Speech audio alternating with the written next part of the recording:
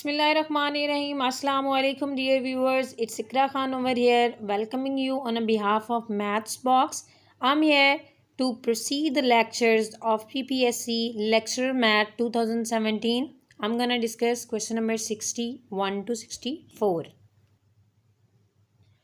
Dear audience, हमारी discussion चल रही थी PPSC Lecturer Math 2017 पर.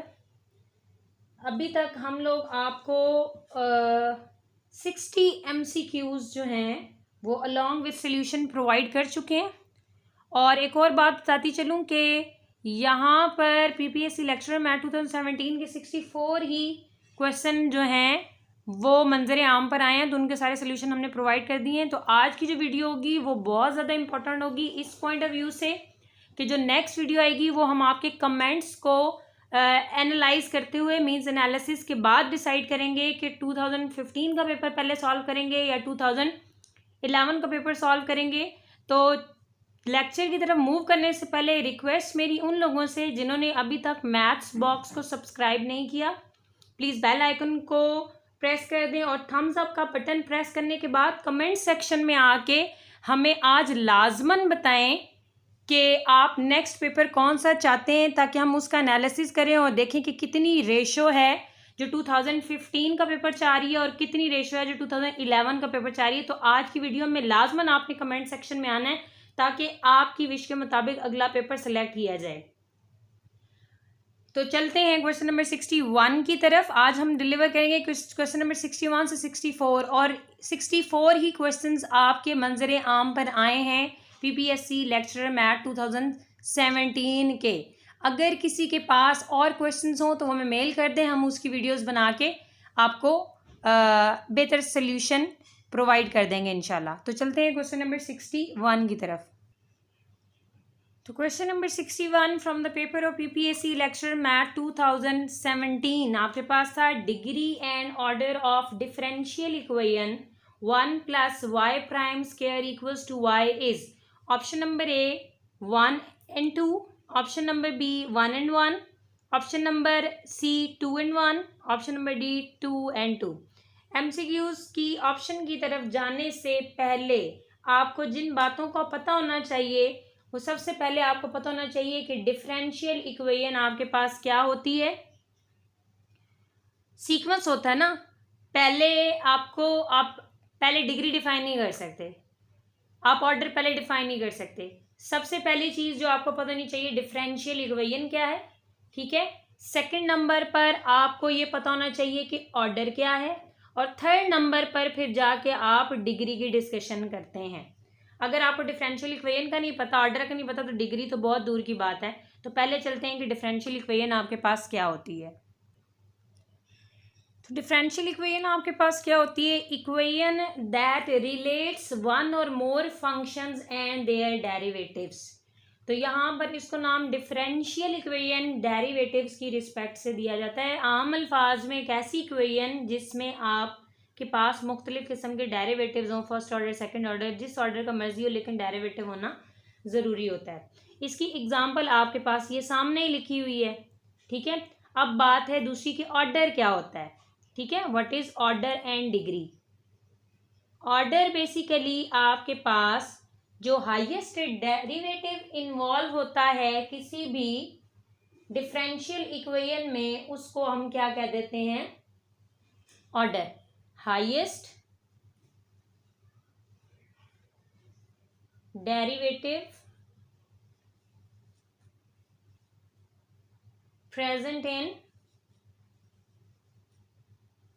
An equation, basically differential equation.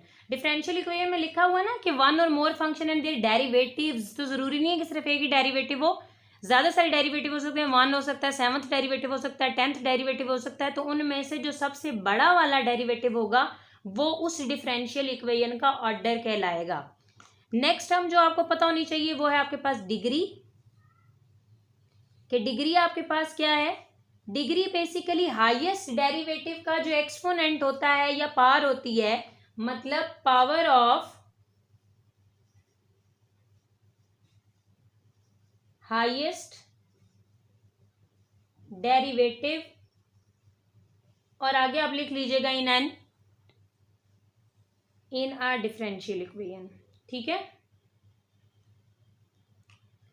आपके पास जो हाईएस्ट डेरिवेटिव होता है उसकी जो होल पावर होती है वो आपके पास ऑर्डर की कैटेगरी में जाती है। तो ये जो 3 टर्म्स हैं ये आपको क्लियर होनी चाहिए। अब मैं इसकी एग्जांपल जो लिखी हुई है मैं उसी को एग्जांपल को पहले लिखूंगी और फिर उसके साथ कोई और एग्जांपल लिख के आपको बताऊंगी कि इसका ऑर्डर क्या है और इसकी डिग्री क्या है। ठीक है, तो यहाँ पर थोड़ी सी जगह बची हुई है, चलें यहाँ पर कर लेते हैं कि 1 प्लस वाई, वाई प्राइम को आप लिख सकते हैं dy by d x. Basically ये जो नोटेशन दी है ना, ये वाली dy by d of x, this is the Leibniz notation. ये लेबनिज साइंसदान था, उसने ये इंट्रोड्यूस करवाया था dy बाय डी एक्स। ठीक है, और ये जो आप y प्राइम लिखते हैं ये भी डेरिवेटिव की नोटेशन है, लेकिन ये न्यूटन ने दी थी, गालिबन न्यूटन ने दी थी। न्यूटन नहीं, ये न्यूटन ने नहीं दी थी, ये आपके पास dy by d of x आपके पास दी थी लेबनिज ने, और प्राइम की फॉर्म में आपको लेंग्रांज ने दी थी।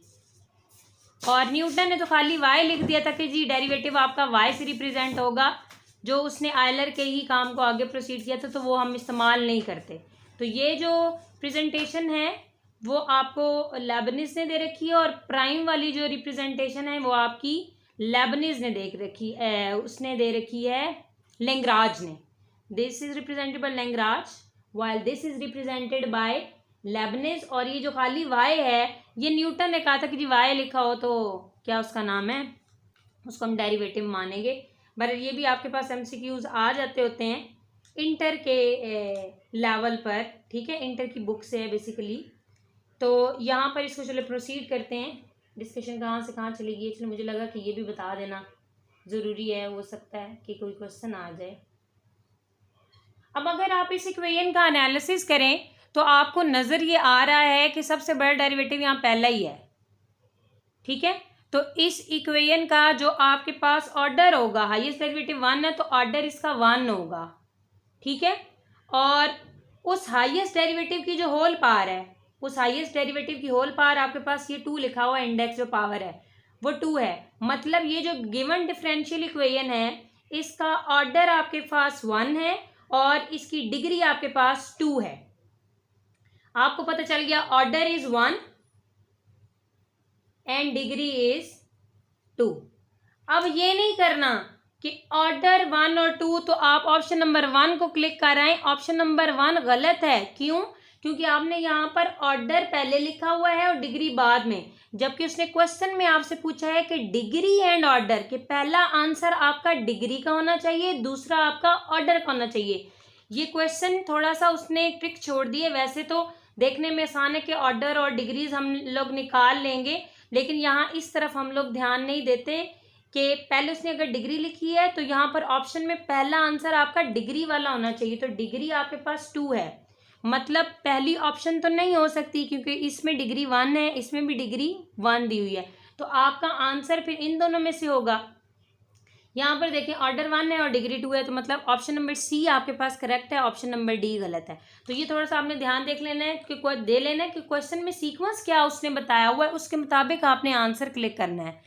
तो डिग्री और ऑर्डर का डिफरेंशियल इक्वेशन का जो क्वेश्चन है बहुत ज़्यादा इंपॉर्टेंट है, ये तकरीबन हर पेपर का हिस्सा रह चुका है। तो question number 61 from PPSC lecture math 2017, degree and order of differential equation 1 + y prime square is equal to y is 2 1, मतलब 2 आपके पास डिग्री है और 1 आपके पास ऑर्डर है। MCQ number 62 from paper of PPSC lecture math 2017 is the general solution of third order differential equation contains dash number of arbitrary constants. Option number A 1, option number B 2, option number C 3, option number D 4। अब यहाँ पर आपको मैंने पहले बता दिया कि differential equation कौन सी होती है। ऐसी इक्वेशन होती है जिसके क्या हो आपके पास, जिसमें डेरिवेटिव की एग्जिस्टेंस हो। अब जनरल सोल्यूशन आपका क्या होता है पहले ये देख लें। जब आप किसी चीज़ को इंटीग्रेट करते हैं तो आप सी ऐड कर देते हैं। अननोन होता है दैट रिप्रेजेंट्स एन एरर। जब कभी भी आपके कॉन्स्टेंट्स ऐड होते हैं उनको आप कहते हैं जनरल सोल्यूशन। और जब आप वो बाउंड्री वैल्यूज या इनिशियल वैल्यूज लगा के उस ए बी और सी की वैल्यूज निकाल लेते हैं कॉन्स्टेंट्स की, तो वो फिर आपका स्पेसिफाइड पर्टिकुलर सोल्यूशन बन जाता है। ठीक है, जनरल सोल्यूशन में आपके कॉन्स्टेंट्स एग्जिस्ट करते हैं। ठीक है, अब वो ये कहना चाह रहा है कि आपके पास थर्ड ऑर्डर डिफरेंशियल इक्वेशन, अगर थर्ड ऑर्डर है इसका मतलब है हाईएस्ट डेरिवेटिव उसमें 3 होगा। ठीक है, 3 डेरिवेटिव होगा, हाईएस्ट ऑर्डर उसका क्या होगा 3 होगा। और आपने ये बताना है कि उसका जब जनरल सोल्यूशन निकालेंगे तो उसमें कांस्टेंट की तादाद क्या होगी। तो यहाँ पर आप एक बड़ा फेमस सा रिजल्ट नोट कर लें कि आपके पास जो नंबर ऑफ कांस्टेंट्स होते हैं वो बेसिकली मैं आपके सामने प्रूव भी करूँगी। नंबर ऑफ कांस्टेंट्स जो होते हैं वो आपके पास ऑर्डर ऑफ डिफरेंशियल इक्वेशन के बराबर होते हैं। नंबर ऑफ कांस्टेंट्स हमेशा किसके इक्वल होते हैं, ऑर्डर ऑफ डिफरेंशियल इक्वेशन कि जितने आपके पास क्या हों डिफरेंशियल इक्वेशन का जितना ऑर्डर होता है उतना ही आपके पास नंबर ऑफ कांस्टेंट्स एग्जिस्ट करते हैं। वो तो इस रिजल्ट से तो हमें साफ नजर आ रहा है कि 3 ऑप्शन ठीक है। ये स्टेटमेंट प्रूव कैसे होगी, आपको मैं एग्जांपल ले लेती हूँ, जनरल ले लेती हूँ, मुझे नहीं पता ये किसी बुक का हिस्सा है या नहीं। जनरल मैं कोई एग्जांपल उठा रही हूँ, लेकिन मैंने ये दिमाग में रखना है कि डिफरेंशियल इक्वेशन है तो डेरिवेटिव है इन्वॉल्व, और फर्दर थर्ड ऑर्डर है तो थर्ड डेरिवेटिव लाजमन है, बाकी कोई मैं इन्वॉल्व करूँ या ना करूँ। अब मैंने इसको इंटीग्रेट करना है, integrate with respect to x, when I will integrate this. ठीक है, यहां पर तो इसका सोल्यूशन आपके पास क्या आएगा, इसका सोल्यूशन एक डेरिवेटिव एक इंटीग्रल से कैंसिल हो जाएगा, यहां पर आ जाएगा d square y over d x square, और इसका इंटीग्रल आपके पास एक्स स्क्वायर बाय 2 और एक कांस्टेंट आ जाएगा जिसको आप C1 का नेम दे लें। अब इसको दोबारा इंटीग्रेट करेंगे, इसी चीज को दोबारा इंटीग्रेट कर लिया जी। अच्छा, मैं रिप्रेजेंटेशन पे गौर नहीं कर रही कि मैंने dx लिखा है या नहीं लिखा, बस मैं आपको कांस्टेंट्स के बारे में डिस्कशन कर रही हूँ। जब इसका दोबारा इंटीग्रल लेंगे तो एक और डेरिवेटिव इंटीग्रल का साइन से कैंसिल हो जाएगा, तो रह जाएगा dy बाय dx, और इसका इंटीग्रल आ जाएगा x क्यूब 2.3, कोई भी फंक्शन हो सकता है, ये मैंने रैंडम उठाया है। C1 के साथ इंटीग्रल जब लगाएंगे तो बेसिकली ये फॉर्म बनेगी 1 dx, और इसका इंटीग्रल आपके पास x होता है C1x। ठीक है, तो यहाँ पर आ गया C1x, और अब की बार इंटीग्रेशन की है तो दूसरा कांस्टेंट आएगा। अब क्या करें, अब आप इसको तीसरी दफ़ा इंटीग्रेट करें, तीसरी दफ़ा इंटीग्रेशन करेंगे तो क्या आएगा, ऐसे इंटीग्रल का साइन लगाएं। ठीक है, एज अ होल आप इसका इंटीग्रल बेसिकली ले रहे हैं, ये डेरिवेटिव और ये इंटीग्रल साइन कैंसिल हो जाएगा, आपके पास रह जाएगा y, यहाँ पर बन जाएगा x4 2.3.4, इसका इंटीग्रल आ गया C1 x स्क्वायर बाय 2, और यहाँ पर आ गया C2 के साथ आ गया x। जब इंटीग्रेशन कंप्लीट हो जाती है तो आप कांस्टेंट एक और ऐड करवा देते हैं, तो यहाँ पर एक और कांस्टेंट आपके पास क्या ऐड हो गया, C3 ऐड हो गया। अब ज़रा यहाँ पर गौर करिएगा कि हमने ऑर्डर 3 की इक्वेशन ली थी। ठीक है, कोई भी आर्बिट्रेरी मैंने इक्वेशन उठा लिए रैंडम, उसके सोल्यूशन में देखें ये जनरल सोल्यूशन है। क्यों, क्योंकि यहाँ पर C1 C2 C3 अभी अननोन है, अगर ये नोन हो जाते तो फिर ये जनरल सोल्यूशन नहीं होता। ठीक है, तो यहाँ पर C1 C2 C3, तो थर्ड ऑर्डर की इक्वेशन के लिए आपके पास 3 कांस्टेंट एग्जिस्ट कर गए हैं। तो ये हमारे पास एक रिजल्ट बन गया है कि जितना आपके पास ऑर्डर होता है किसी डिफरेंशियल इक्वेशन का उतने नंबर ऑफ कांस्टेंट एग्जिस्ट करते हैं। सो यहाँ पर ऑप्शन नंबर सी आपके पास करेक्ट है, बाकी ऑप्शंस यहाँ पर करेक्ट नहीं है। So solution for the question 62 from PPSC lecturer math 2017, the general solution of third order differential equation contains 3 number of arbitrary constant. Option number B यहाँ पर लगेगी। क्वेश्चन नंबर 63 जो पेपर में आया था वो ये था, the selling price of an article is 118 rupees and profit is 50%, what would be the cost price option number A 78, परेशान होने की ज़रूरत नहीं, अभी एक्सप्लेन करती हूँ कि इंग्लिश में क्या उसने लिख दिया है, ठीक है। जो ज़्यादातर जो मैथमेटिक्स के लोग होते हैं उनकी इंग्लिश थोड़ी वीक ही होती है, तो कोई मसला नहीं है, प्राउड फील किया करें, maths is a very beautiful subject, ठीक है। Maths is actually the subjects जिसकी फाउंडेशन सेम रहती है, बाकी सारे सब्जेक्ट्स की फाउंडेशन आगे वाले साइंसदानों ने क्या कर दी हैं, चेंज कर दी हैं, लेकिन मैथ्स वाहिद ऐसा सब्जेक्ट है जो अपनी नई थ्योरीज को लाता है लेकिन पुरानी फाउंडेशन पर बेस करते हुए। दूसरे सब्जेक्ट की ये खसूसियात नहीं है। चलें, ऑप्शन नंबर ए आपके पास थी 78, ऑप्शन नंबर बी है 77.66 रुपीज़ है बेसिकली, सी ऑप्शन है 80 रुपीज़ और डी ऑप्शन है 78.66। तो इसको आप ये आम सा क्वेश्चन है प्रॉफिट लॉस का जो अक्सर तंग करता है, आम भी है और तंग भी करता है। तो इसमें से देख लें, सेलिंग प्राइस है ऑफ एन आर्टिकल के कोई चीज़ खरीदी है, उसको सेल किया है, कीमत फ़रोख्त आपके पास कितनी है 118 रुपये, मतलब किसी इंसान ने कोई चीज़ बेची है 118 रुपये में, एंड प्रॉफिट इज़ 50%, और प्रॉफिट परसेंटेज 118 में बेचने के बाद भी उसको 50% प्रॉफिट हुआ है। What would be the cost price, तो आप ये फिर बताएं कि उस इंसान ने वो आर्टिकल कितने पैसों में ख़रीदा हुआ होगा कि अगर वो उस आर्टिकल को 118 में बेच के 50% ले रहा है। तो बहुत सिंपल सा इसका फार्मूला है, आप लोग याद कर लें। आपके पास बेसिकली जो कॉस्ट प्राइस होती है that is related to sale price in such a way that cost price is equal to sale price multiply 100 by 100 plus profit percentage. यही फार्मूला आपके पास ना लॉस के लिए होता है, लेकिन यहाँ पर प्लस की जगह क्या आ जाता है, माइनस आ जाता है, बाकी सारा स्ट्रक्चर ऐसे का ऐसे ही रहता है। तो इसमें सिंपल आपके पास वैल्यूज हैं, you are going to substitute them in a question in order to get the best appropriate right answer of question number 63। SP आपके पास है 118, 100, 150, here you get the answer 11800 और 150। सो अगर आप इसको डिवाइड करेंगे तो आपके पास आंसर बनेगा 78.66। सो ऑप्शन बहुत क्लियर है, यहाँ पर पड़ी है ऑप्शन नंबर डी सबसे लास्ट में। तो question number 63, the selling price of an article is 118 rupees and profit is 50%, what would be the cost price, the right answer is option number D 78.66। तो इस फार्मूला को आप लोग note कर लें, ये अक्सर प्रॉफिट लॉस में से भी क्वेश्चन क्लिक किया जाता है। ये लोअर लेवल पर है आपके पास, मतलब ये 6th 7th 8th 9th 10th के लेवल पर आपको मिल जाता है। जिन्होंने आर्ट्स पढ़ी होती है वो तो 10th क्लास में इसको पढ़ लेते हैं, वैसे ही ओ लेवल ए लेवल, मतलब ये मैट्रिक लेवल का क्वेश्चन है आपके पास।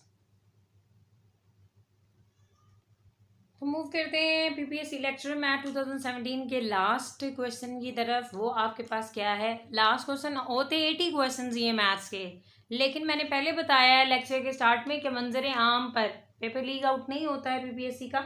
जो बाज़ औक़ात हो गए हैं वो किसी ने चोरी छुपे कर दिए होते हैं, साइट्स पे को नहीं पड़े हुए, अगर पड़े होते तो ऑब्वियसली हम आपके लिए सॉल्व करते। तो हमारी जितनी भी अप्रोच हुई है या जितना भी हम लोग निकाल सकें 2017 के क्वेश्चन, तो कंफर्म क्वेश्चन जो पेपर का हिस्सा थे तो 64 थे, तो जो जिसका सोल्यूशन हम प्रोवाइड करें। अच्छा, अभी तक जिन्होंने मेरे चैनल को सब्सक्राइब नहीं किया ना, वो पहले बेल आइकन को प्रेस करें। मैं 3 काउंट करूँगी, आपने बेल आइकन को भी प्रेस करना है और साथ में थम्स अप के बटन को भी दबाना है। अच्छा, आप लोग वीडियोस देख लेते हैं, सीन जा रहे होते हैं हमारे केस में, लाइक आप प्रेस ही को नहीं करते। तो आप अगर किसी की अच्छी परफॉर्मेंस को लाइक नहीं करते तो ये आप उसका हक खा जाते हैं। तो प्लीज़ ऐसा ना किया करें। आपके लाइक बटन प्रेस करने से हमें थोड़ी मोटिवेशन मिलती है कि हम अच्छा काम कर रहे हैं, हम मज़ीद इंथुजियास्टिकली हो के ना इंथुजियास्टिकली काम करते हैं, पॉजिटिव सेंसेशंस के साथ हम आगे जाते हैं कि भाई लोग हमें हमारे काम को पसंद करें तो हम फील्ड में अच्छा परफॉर्म करें, उनके लिए आसानियाँ मज़ीद पैदा करें, अच्छी अच्छी वीडियोस बनाएं। तो प्लीज़ मैं 3 करने लगी हूँ, लाइक का बटन प्रेस करें। 1 2 3। Thank you for liking the video. Question number 64 आपके पास क्या है? A boat can travel with a speed of 13 kilometer in water if speed of stream is 4 kilometer per hour. At what time the boat to go 68 kilometers down the stream? Option number A 3 hours, option number B 4 hours, option number 5 option number C 5 hours और option number D आपके पास 2 hours। इसलिए यहाँ जगह नहीं है तो छोड़ें। इससे एक बात तो जाहिर होगी कि 2 hours तो नहीं है आंसर। तो वो कहना क्या चाह रहा है उसको मैं थोड़ा सा आपको एक्सप्लेन कर दूं। कहते हैं कश्ती है, नदी में मूव कर रही है और उस कश्ती की जो स्पीड है वो आपके पास 13 किलोमीटर पर आवर है बोट की, ठीक है। और फर्दर कह रहे हैं if the speed of stream is 4 kilometre, जिस नदी में वो मूव कर रही है उसकी अपनी जो वेलोसिटी है या अपनी जो स्पीड है पानी की, मतलब 4 किलोमीटर पर आवर है। तो 2 वेलोसिटीज हमारे पास हैं। चलिए इसको ज़रा देखते हैं, कश्ती बना लेते हैं। मेरी कश्ती मेरे हिसाब से होगी, कश्ती गंदी बन रही है। चलें ये कश्ती है, चलें ये कश्ती। Thank you sir Yasir help करने के लिए। ये कश्ती बहुत अच्छी है, इसकी इनोवेशन यासिर सर ने की है। ये कश्ती की जी हम लोगों ने पिक्चर आपके सामने ड्रॉ कर दी है। अच्छा ये बनाने का एक मकसद है, पिक्चर के बगैर भी आप बना लेंगे। सिर्फ 2 चीज़ें यहाँ पर हाईलाइट करना चाह रही हूँ कि ये जो शिप है या बोट है इसकी वेलोसिटी v1 है, इसकी अपनी वेलोसिटी है 13 किलोमीटर पर आवर। और ये जो नीचे ऐसे टिल्डा टिल्डा मैंने डाले हैं रेड कलर में, ये वाटर है, मतलब स्ट्रीम नदी है, इसकी वेलोसिटी v2 है। और यहाँ पर आपको वो कह रहा है कि बोट जो है ना डाउन द स्ट्रीम मूव करिए। डाउन द स्ट्रीम मतलब कि जिस साइड पर नदी बह रही है उस तरफ ही कश्ती ने जाना है। अगर ये डाउन द स्ट्रीम ना लिखा होता तो फिर ये क्वेश्चन इम्बिगुअस होता, आपको नहीं पता होना था कि कश्ती पानी वाली डायरेक्शन में जा रही है या पानी से उल्टी डायरेक्शन में जा रही है।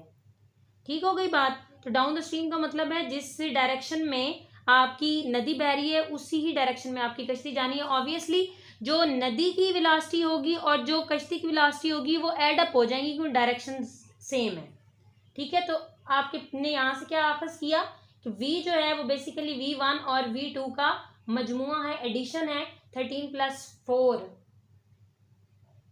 Will be 17 kilometre per our. मतलब पूरे प्रॉब्लम के लिए जो आपकी वेलोसिटी निकाल चुके हैं आप। हाँ अगर नदी से उल्टी डायरेक्शन में मूव करती तो 13 - 4 आता है, ये भी याद रखना है आपने। डाउन द स्ट्रीम हमें कह रही है कि दोनों की डायरेक्शन सेम है तो ऐड कर दें, ठीक है। ये पिक्चर से मैंने आपको बता दिया है। फर्दर मोर वो कहता है आपको कि एस आपके पास कितना है। एस डिस्टेंस 68 किलोमीटर्स है और आपको कहता है व्हाट टाइम, क्या पता करना है आपने, what you are suppose to find time, मतलब टाइम आपने पता करना है। सिंपल सा फार्मूला है, मैकेनिक से उठाया गया क्वेश्चन। क्या कहता है, S = VT, S = VT, S 68 V 17 T, तो यहाँ से 68/17 आपके पास कितने आवर्स बन जाएंगे, 4 आवर्स। तो वो ऑप्शन आपको यहाँ पर दे रखी हुई है। अच्छा यहाँ पर एक जो बात हम लोगों ने मिस की है 2017 के पेपर को सिलेक्ट करते हुए या डिस्कस करते हुए, हम लोगों ने ना आपको लेवल ऑफ बुक्स नहीं बताया। तो अगली वीडियोस में इंशाल्लाह हम लोग अपनी वर्किंग को स्ट्रॉन्ग करने लगे। हम आपको बताएंगे कि ये क्वेश्चन कौन सी बुक से कौन से चैप्टर से उठाया गया। इंशाल्लाह हम लोग इस बात को माइंड में रखेंगे ताकि आप गो थ्रू करना चाहें तो मतलब ये क्वेश्चन आए तो इस तरह के क्वेश्चन आ सकते हैं, तो वो चैप्टर आप पूरा गो थ्रू कर लें next upcoming PPSC lecturer exam के लिए। सो पीपीएससी लेक्चरर मैथ 2017 का question number 64, a boat can travel with the speed of 13 kilometre per hour in water if the speed of steam is 4 kilometre per hour at what time the boat go 68 kilometre down the stream, that is option number B 4 hours, 4 घंटों के बाद। Dear audience, तो ये थे आपके पास remaining questions from PPSC lecturer math 2017। एक और बात, बेल आइकन को प्रेस कर दें क्योंकि ये चैनल अपनी एक एमसीक्यूज की सीरीज स्टार्ट करने लगा है पीपीएससी लेक्चरर मैथ्स के हवाले से मास्टर लेवल की, ताकि आप अपडेट रहें। अल्लाह हाफिज़।